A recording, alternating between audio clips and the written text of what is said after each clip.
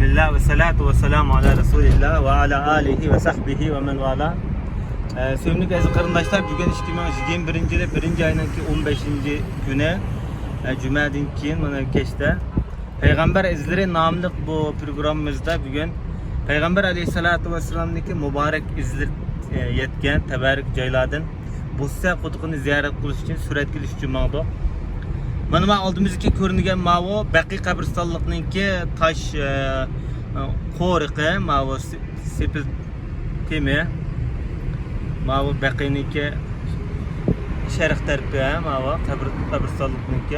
Oldimizga ko'ringan bo'lsa Payg'ambar masjidiniki hozirgi munolari.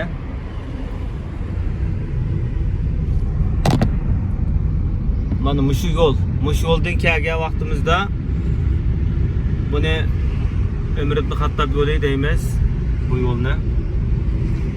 Mana mushu Baqiy qabristonliqniki mushu sharq tarafdagi bo'yda maqdoq.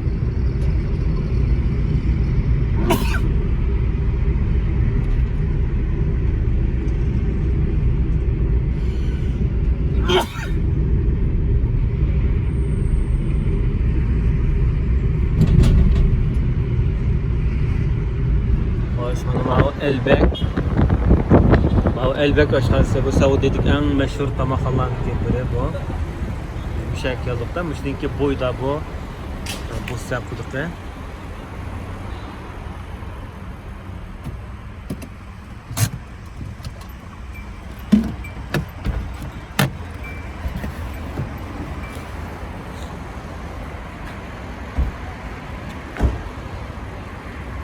Mana mavi Elbek'teki oldu tarafi, mavi yoldan biz Elbek'ten aldık kilip to'xtatla zaten biz quduqdagi o'rnak keldik. Aslında quduq aynı vaqtida bir uzva quduqlar, lekin bugungi kunda bu shu vaqtli binolar, mavi jazira binosi deymiz.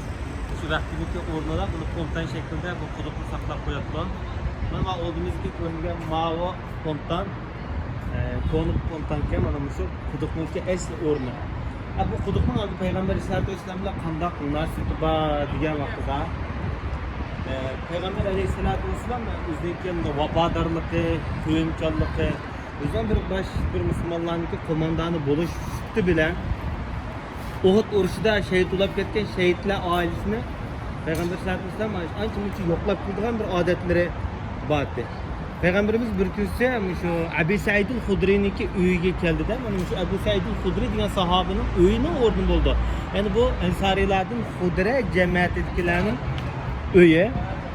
Sonra Peygamber sallallahu aleyhi ve sellem bu yerga kelib bo'lan chunki Abu Said al-Hudrining dadasi Malik ibn Sinan Uhud urushida shahid bo'lib ketgan. Shunga Rasululloh bu uyni bu yetim bolalarni yo'qlab kelgan. Kelib bu yerda juma kuniga to'g'ri kelib qilib juma vaqti bo'lib qolgan vaqtida Peygamberimiz Abu Said al-Hudri'dan sidr bamo dedi. Sidr degan bir daraxt hamda shu daraxtning ishlab chiqarilgan yani meva yoki qurtilgan bir so'pinning o'rnida ishlab turgan narsa. Mesela ölüp ketken meyitni şu sidirinden juydu sünnette. Sonra Abu Said al-Hudri "Bay ya Resulallah" deb sidirini ekkelgandan keyin Peygamber sallallohu alayhi vasallam mushu pontan baya inşallah mushu quduqni bo'yib kelib başlarına sidiri bilan yuvib, başning suyini, oqqan suyini va beshniki ba'zi taralgan chochlarini mushu yerga to'kib etdi. Demak bu Peygamberimizniki mübarek o'ziniki jasadidan bir partiyalar tushgan bir o'rin. Hamda bu quduqni ana shu nima Mamluklar davrida ayni vaqt podsholar buniki izlarini saqlab Mamluklar davriga kelgan vaqtida buni musulmonlarga vaqt qilib taqdim etgan. Hojilar, umrchilar kelgan vaqtida suvni ichsin deb shu bo'lgan vaqt qilgan ekan. Chunki bu Arab yarim orolida yaqin o'stan bo'lgan uchun bu quduq degan nəhayət çox bir boyliq bu.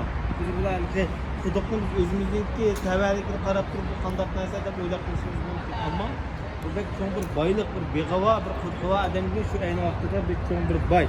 Endi bu quduqlar haqida ayni vaqtida ulamolar nəhayət nazmlarni, she'rlarni to'qib qo'ygan, jumladan Zeynul Marag'i degan bir olim tuvandagi bir arabcha she'rni o'qigan ekan. Buni o'qib o'taylik. إذا رمت آبار النبي بتيبة فعدتها 7 مقالا بلا وهن أريس وغرس رومة بزاعة كذا بثة قل بئرها الإحمى. يسمعنا بتيبة سبع آبار فزرها ببلدة خير خلق الله تاها فرومة بئر هاء بئر أحن أريس بثة غرس بزاعة. Buniki umum mezmunu hem de şu Medine'de Peygamberimizdeki şehrinde yet kuduk var. Bu yak ziyaret gelgen hacılar yak ziyaret gelgen kişiler bu yet kudukunu sizler ziyaret kılınlar. Bu kuduklar olsa şu Roma, Beyruha kuduku, Ehn kuduku, Eris kuduku, Bussa kuduku, Urus ve Biza kudukudur diyen.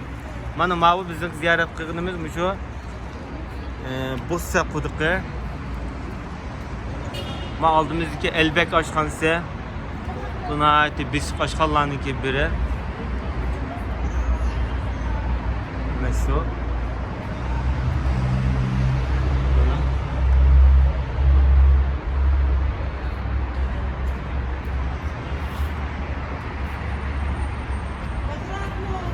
Şu aldığımız iken şu yol mana qanday vaqtda müşakkilib agar ziyorat qilishga o'ylasangiz bo'ldi. Lekin buningda savob yoki e'tiqodiy jihatdan hech qanday bir ajri maqsad qilinmaydi. Chunki bu yani ziyorat qilish sunnat emas. Lekin payg'ambarimizni yaxshi ko'rgan odam payg'ambarimizning izi tushgan ya'ni cho'qim bir ko'rishni orzu qiladi. Shuning uchun tanishtirishni loyiq topdik. Assalomu alaykum va rahmatullohi va barakatuh.